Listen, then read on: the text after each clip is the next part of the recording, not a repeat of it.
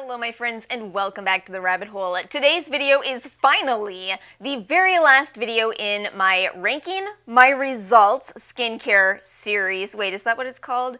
Ranking My Skincare Results series. There we go.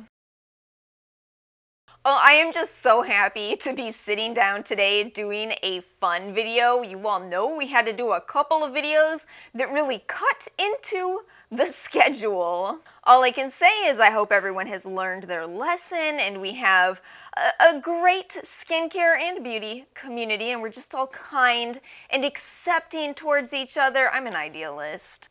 But anyway, just so you all know, I am planning on all of the videos that I've been talking about. We're going to finish my full skincare routine for 2021. I've got the algae video coming for you soon.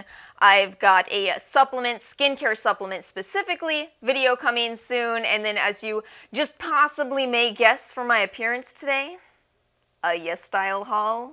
Oh, I love it. I've got some thoughts, though. I do have some thoughts on the wig before you run out and buy a whole bunch of these. I'm going to, by the way. I think I have found my new favorite wigs, but there's quirks with them, so eventually we'll talk about that. Let's do the topic today. What do you all think? You all know what this series is by now, right? Just in case you're stumbling upon this, I will link you the full playlist now so you can see what's going on. We have 17 brands to talk about today.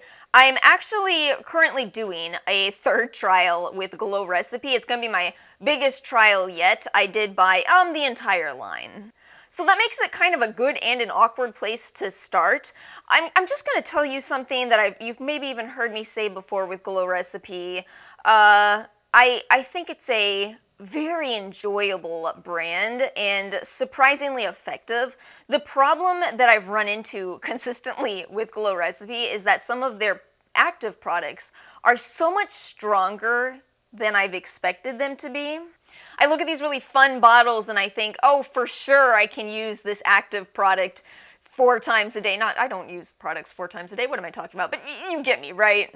So I think a lot of my problems that I've run into with Glow Recipe in the past have actually been using too much of the products without recognizing that. So I'm gonna, for now, put them into my excellent category. Very good experience. By the way, for this particular video, I'm gonna have to try really hard to not put a lot of brands into the amazing category. I've had such great results with Korean brands, but I don't want this video to just be, here's 17 amazing brands. Instead, I want to really be able to segment out the ones that have changed my skin the most.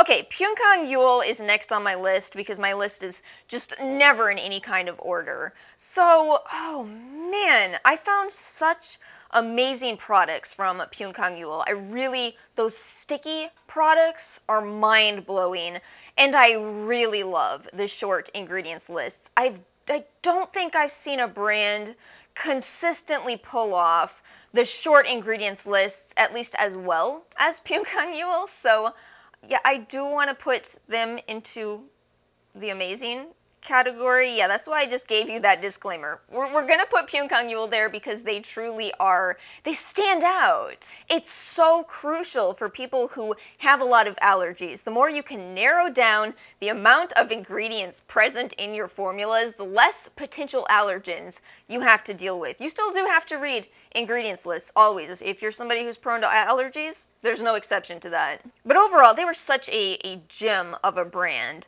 Okay, Primera. Yeah, this is another one of those really hard brands. Funny story with Primera. So I did a mini trial of them in the past, and then I actually did a full trial that I opted against posting. That's because I noticed that there was something really funny going on with the brand, and if you saw my Instagram post, you know exactly what I'm talking about. But basically, when a brand enters Sephora in the US, the brand itself often signs an exclusivity contract, and I think you may have seen that happen with Innisfree is another example. So you can't buy Innisfree on Yes Style if you're in the US because Innisfree signed that contract to be sold exclusively through Sephora. What happened with Primera is I suspect the exact same thing, but then Primera US closed. They did close. I called it in advance because the signs were definitely there. So for a while, there was this horrendous limbo for Primera fans where you couldn't order through YesStyle because Primera had signed the contract with Sephora, but Sephora had stopped carrying their products, so it was just kind of like, well, what do we do now? We can't restock our favorite products? And I know, I don't know about this with the skincare community, but in the makeup community, if you make content, you don't want to use products that are discontinued. Some people get upset about it. They're like, well, why not? Why not use products that we have in our collections, they just don't make anymore? Well, the reason is because it's kind of perceived as rude to get on camera and rave about products that your viewers cannot purchase. It really is a catch-22 with limited edition products, though, because some people have already bought those, and then nobody ever talks about them again. It's kind of unfair, right? But yeah, that's what I felt happened with Primera, so I opted to not post that. And also, because the situation isn't resolved, I have a lot of inner conflict about how to feel about Primera. The truth is, I had amazing results. I didn't even ever share with you the toner, the peeling gel.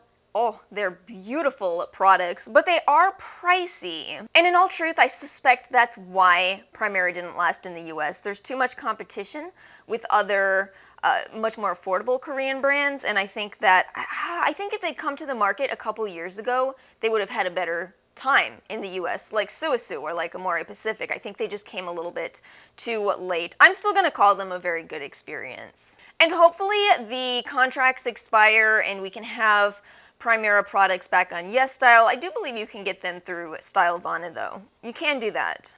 I think, at least. I'm pretty sure. Okay, moving on to I'm From. I gotta say, I'm From is amazing. I have to. I don't even really see myself as somebody who loves masks. I've talked about this a lot, especially wash-off masks.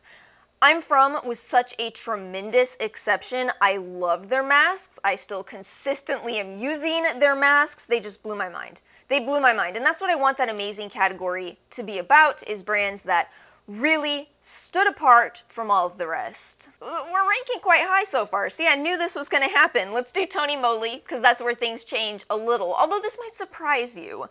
With Tonymoly, I actually would say a few HGs. Only because of my second trial with Tonymoly, though. I did not like them at all initially, but that Ceramide Mochi toner is so nice, so affordable. It is a gigantic bottle, and it really reminds me a lot of the I'm From Rice toner.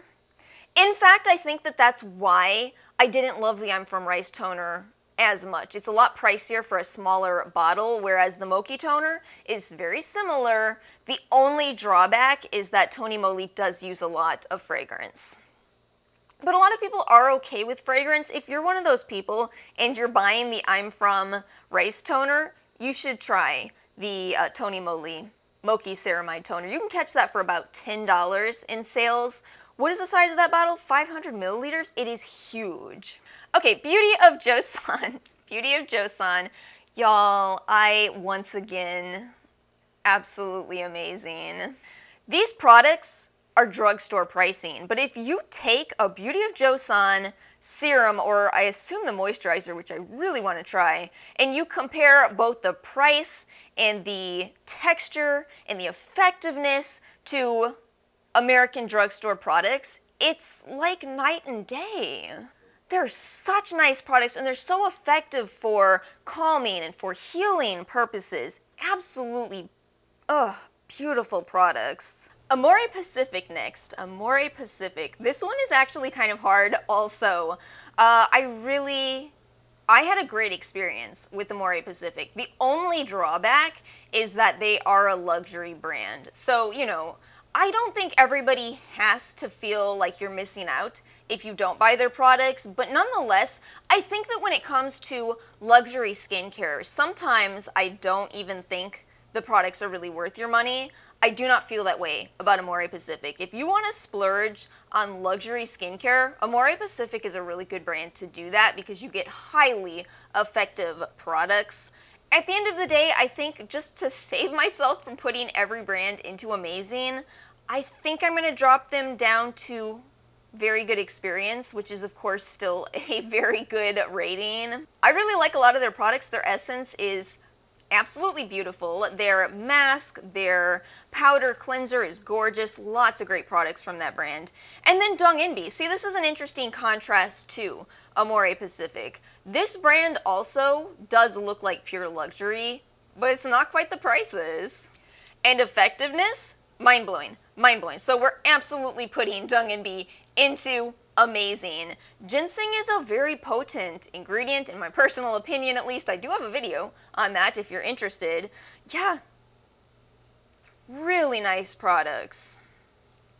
Too cool for school. How funny is it that somehow I've managed to try old brands like Too Cool for School, which I never talk about, and yet I've never actually done a CosRx trial. I swear, sometimes y'all, sometimes I gotta get my priorities right, you know what I'm saying? Too Cool for School, I do like their egg cream. I'm just gonna have to say overall that it was kind of forgettable. I don't really even remember what else I tried. Maybe some sheet masks?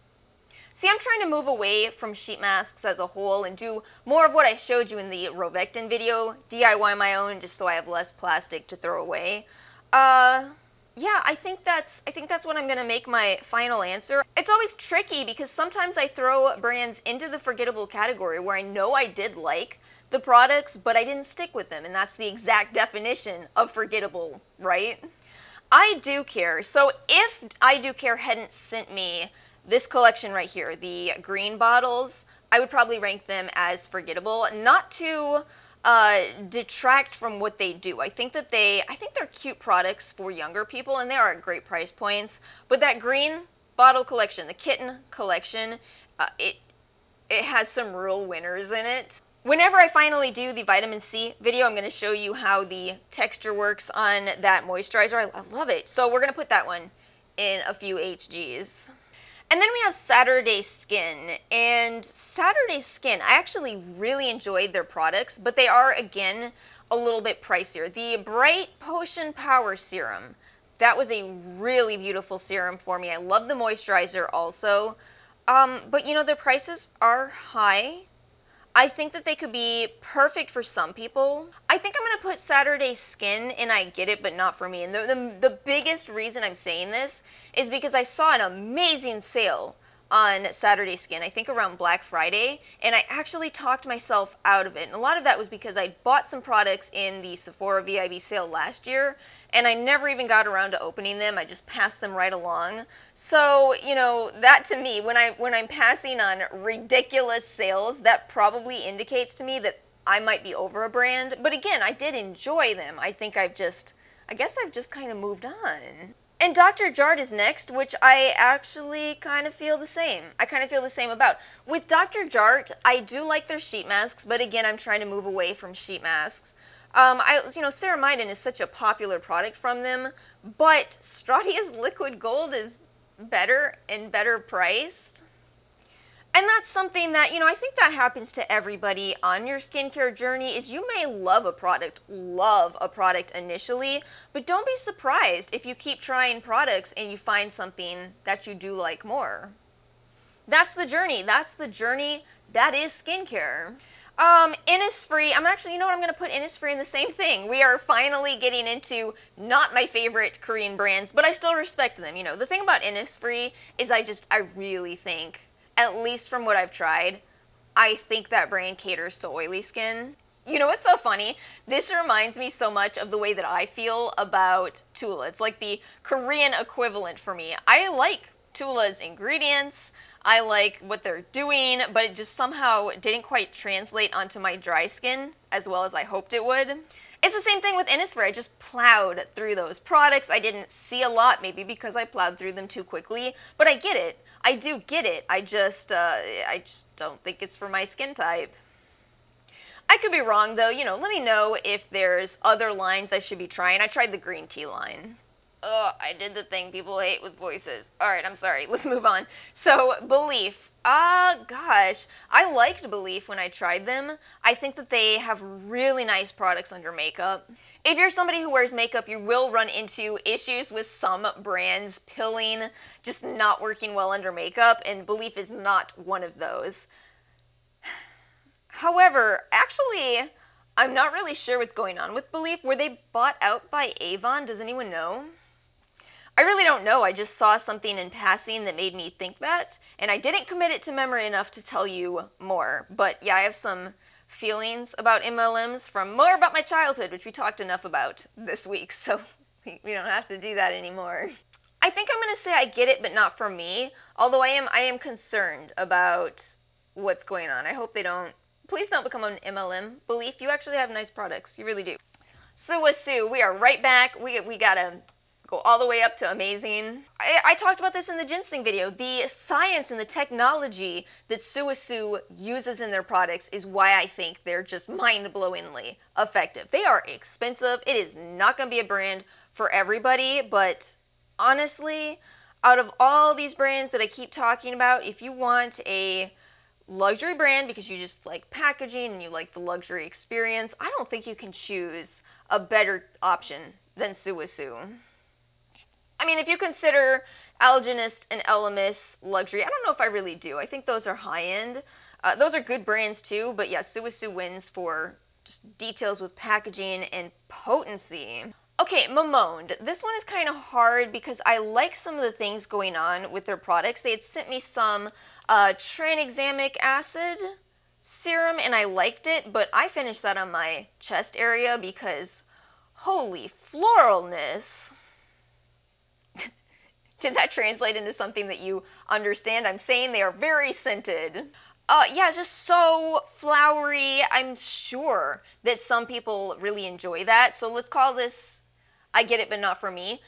Again, the thing with fragrance, I don't know if we talk about this enough, but absolutely some people cannot use fragrance. It is not an option. Do not use the Mamonde brand, if that is you. However, there really are some people who kind of benefit from fragrance. There are some people who aren't as into skincare as a lot of us, within the skincare community, and they just like to have good smelling products. It motivates them to continue using their skincare. And that's one of the biggest reasons I really try not to judge fragrance and people that enjoy it. You are very much allowed to enjoy fragrance as long as it works out for you.